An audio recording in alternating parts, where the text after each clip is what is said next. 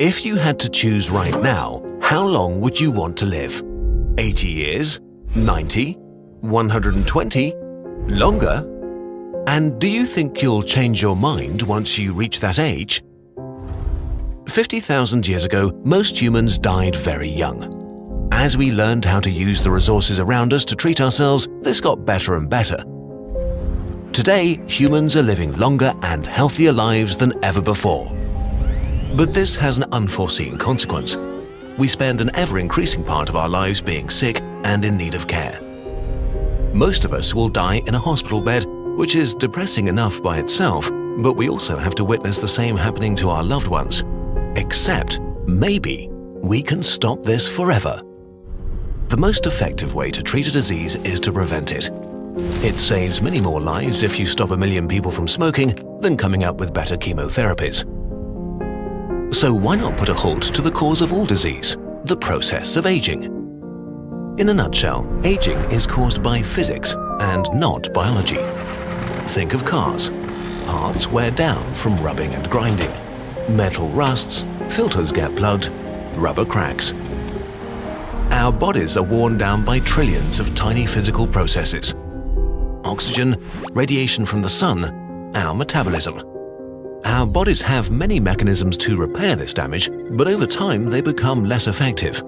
So our bones and muscles weaken, our skin wrinkles, our immune system gets weaker. We lose our memory and our senses diminish. There's no such thing as dying of old age. We all die because one of our important parts breaks. The older we get, the more damaged and fragile we become until one or multiple diseases take over and kill us. Unnoticed by most of us, longevity research has made some unprecedented advances in the last few years. For the first time, we're starting to understand the mechanisms behind aging and how to manipulate them. Aging is neither mystical nor inevitable, and we might be able to stop or delay it during your lifetime. We'll discuss the science behind it and how scientists are trying to stop it in another video. But first, if we could, should we end aging? Is this a good idea? The end of aging or life extension makes many people uncomfortable. We're born, are young, become older, and then we die. This has been the natural order for literally all of human history. And getting old is a good thing, right? We celebrate the idea of living long enough to experience old age. We even call them the golden years. But the reality is that everybody wants to become old, but nobody wants to be old. Think of the Greek myth of Tithonus, for example. Tithonus was the lover of the goddess Eos, and probably an amazing dude because she begged Zeus to grant him immortality so they could spend eternity together. But she forgot to specifically ask for eternal youth. Tithonus was granted eternal life, but he kept aging, unable to die. After a few hundred years, he was reduced to the size of a grape, babbling on senselessly forever.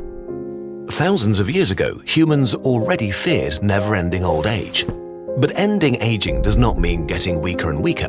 If you become too old, it's too late. A 90-year-old who stopped aging would die anyway after a few years. Too much damage has been done to his internal machinery. There are already too many surfaces for disease to attack. Instead, the concept of life extension promises to end diseases and with them, the end of a fixed maximum age. We don't know how much we could prolong our lives. We might make every human healthy to the currently accepted maximum age of around 120, or we might stop biological aging and disease indefinitely. Nobody knows at this point what's possible. Okay, but even if we could achieve that, should we? Well, life extension is really just another phrase for medicine. All the doctors are doing is trying to prolong life and minimize suffering. The vast majority of healthcare resources are spent on the consequences of aging. Nearly half of your lifetime healthcare costs will be spent during your senior years and another third during middle age. We are actually already trying to prolong life with our current medicine, we're just doing it very inefficiently.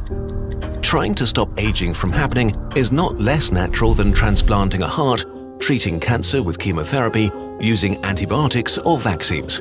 Nothing humans do nowadays is purely natural anymore, and we enjoy the highest standard of living ever as a consequence of that. What we're doing right now is waiting until it's too late and the machine is failing. And then we use the vast majority of our resources trying to fix it as well as we can, while it breaks down even further. But life extension still feels hubristic. Most people assume that they will want to die once they reach a certain age, and this might still be true. The idea of avoiding death entirely is off-putting for many. The end of biological aging would not mean the end of death in any way.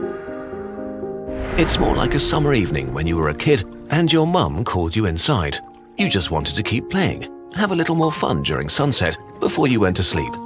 It's not about playing outside forever, just a little longer until we feel tired. If you imagine a world without disease where you and your loved ones could live in good health for another 100 or 200 years, how would this change us? Would we take better care of our planet if we knew we would be around longer? If we could work for 150 years, how much time would we spend figuring out what we're good at? How much more time would we spend learning? Would the intense feeling of pressure and stress many of us are feeling right now go away or get worse? So, asking again, if you could choose how long to live right now, in good health and with your friends and family, what's your personal answer?